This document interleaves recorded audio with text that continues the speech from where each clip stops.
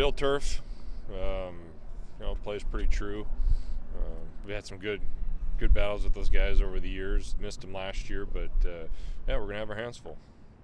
You guys have been in the Big Ten. Only you, Ohio State, and Indiana have made the Big Ten tournament every year. What does that say about Ohio State as a program, and then you going up to face them this weekend? Consistency. We saw it firsthand. They beat the #1 team in the country earlier this year, so I know they've had some ups and downs, but very dangerous team. Definitely somebody that can hurt you in many ways. We need to play from ahead. You get behind, they can really get the running game going. It's going to be a situation where if they get lined up with the guys they want to get on the mound and we're playing from behind, it's going to be a long weekend. So we just need to go out and do our thing. From Indiana, the series with Minnesota, you guys have been a pretty good Big Ten road team. I guess what would you kind of lend that to? We don't care where we play. It doesn't matter. We're gonna play regardless if it's midweek, weekend, home or away. We can't control those circumstances. We just control about how we get ready for games and how we go about our business. And we spend a lot of time not focusing on things we can't control, and that includes a lot of things. And one of them is traveling. So we just get used to the field, get out there, and understand what the bounces are off the fences, what kind of fall territory looks like, and get your feet on the mound, see what it's like, and just get comfortable and just go do our thing. You're about to head into May, and just curious if you're an RPI watcher. I'm a baseball watcher. I see there's still a lot of baseball to be played. It's fun for the fans to get into it, but that stuff means nothing right now. We have to go out and take care of each pitch just like we do at the beginning of the season. Every pitch is just as important as another one, and as the season goes on, sure, there's going to be more talk about that. I look at it as more of a distraction and things I need to talk to our team about and not let it affect them, because you start looking down the road and thinking big picture instead of what has gotten us to this point, to be in a position where we have some opportunities ahead of us if we play well. That's what our focus is on, is going about it pitch to pitch. Do you intentionally try to shield your players from that stuff right now then? Oh no, I want them to be exposed to everything. Okay. They have to.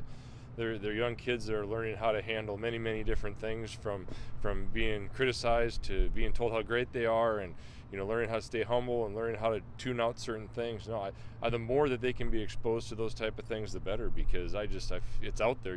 The more you try to hide them from it, the more they're going to find it. So I'm all about embracing it. Bring it on. Let's talk about it all. Speaking of exposing them in that way, you mentioned that you love the raucous atmosphere in California on that road trip, the beer garden at Cal Poly and things like that, to kind of season your players to that stuff. Do you think that's helped the in-game demeanor in front of tough crowds? All of it helps. The quiet times help too. You learn how to handle raucous environments. You learn how to handle quiet environments where you have to create your own environment. So, all those things. I love it when they face adversity. I love it when calls don't go their way, where things happen in a game where they have to learn how to adjust on the fly. That's when you grow. And, we've been through a lot of different things, and we try and expose them to all kinds of different situations in all parts of the country. And that's, through the course of the season, that's how they don't just grow as baseball players, they grow as people, of trying to figure out how to handle that stuff. And that's what we try and expose them to. What's the offensive identity of this team right now? I don't know, Evan. You tell me. I'm not sure. Honestly, it's what I want it to be is a blend of everything. We can hit a couple long balls. We can skill if we have to. Quality base running. The part that we haven't yet done is, as a group, really grind out at bats on a consistent basis. Now, we've showed signs, a couple opening series, one against Cal Poly, Minnesota. We've shown that we have the ability to do that. Now it's just doing it consistently throughout a weekend. And I still believe our best offense is ahead of us this year. But enough's enough. Let's get it going. But we have to stay committed within our approach in certain counts of what we're trying to do. Still, quite a few guys pulling off balls in the wrong type of counts. When we do get our plus counts, we're not swinging at the right pitches and hitting a lot of pull side ground balls, which is our #1 no-no. So there's things you see like that are still out there, but you're seeing signs of guys individually putting together good at-bats throughout a weekend. Now, as we can keep going here, we're going to need to do that as a group, and we're going to have to score some runs this weekend. There's just no doubt about it. Has there been an evolution within the team to kind of realize who you guys are, as far as not being a slugging team necessarily, but that you're going to be opportunistic and that sort of thing? Well, I don't. As a group, I mean, we have guys that can slug it. We have guys that have power that we just, for whatever reason, haven't hit it over the fence too much this year. But we've hit a fair amount of doubles, and our on-base percentage has gotten better. I'm more looking at, are we competing on pitches? Are we attacking the pitches we want in certain counts? I'm looking at those type of things, not the actual end result. We could have a great day tomorrow and score up a bunch of balls and get nothing for it. You can't control what the defense does. So I look at that stuff more. It's what's our pitch selection look like? In certain counts, what are we trying to do with the baseball? And we haven't, as a group, really taken that to that next level that we need to be successful on a consistent basis. When you were kind of putting things together in your head lineup-wise at the start of the year, I mean, was Myers in that leadoff spot kind of where you saw him settling in eventually? I know you had to move things around a little bit. Mm-hmm. Where did you kind of ideally have him in the lineup? I like him hitting as many times as he physically can possibly hit in a season. I talk about maximizing our best players. I wanted them to get a bunch of at-bats.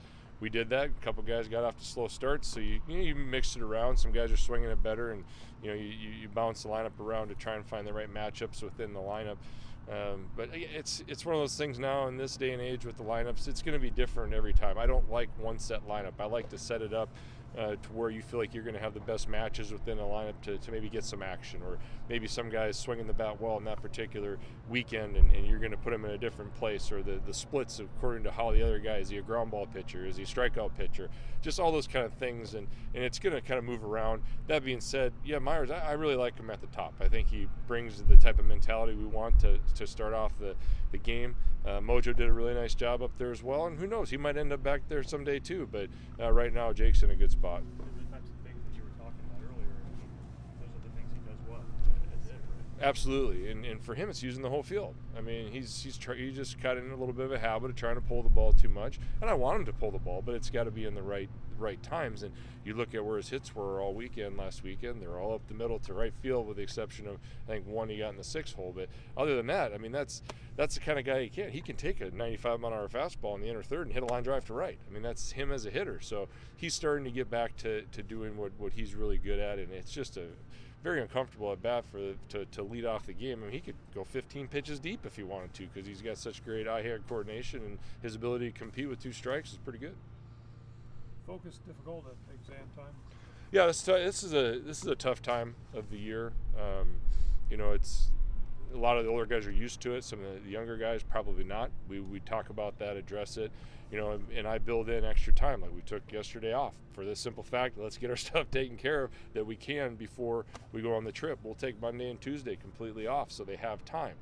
So things like that you build into it. But our guys do a pretty good job of when we get on the field, we drop all our problems at the door, and we're out there for that period of time, playing baseball. But yeah, absolutely, it's not easy being a student athlete. Darin, is it fair to say your bullpen's really shown pretty good improvement over the past couple of weeks?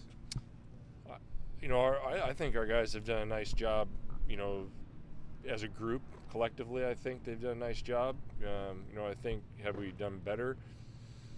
Spots. I still think with 2 strikes we haven't executed as well as we need to. I think we still are leaving too many pitches out over the plate with 2 strikes. Now Ohio State's a team that when they've had success, they've done a really good job of hitting with 2 strikes in their wins. So we're going to have to execute those pitches, and that's something that I think can improve. But overall, I'll take any of those guys, man. They compete, they want the ball, and it's just we like our chances when we get our guys out there later in the game. How are you guys health-wise right now? About the same as we have been, so nothing really new. Everybody's kind of in the same position that they have last week. You didn't comment on it the other night, 200 wins for you. Did anybody afterwards?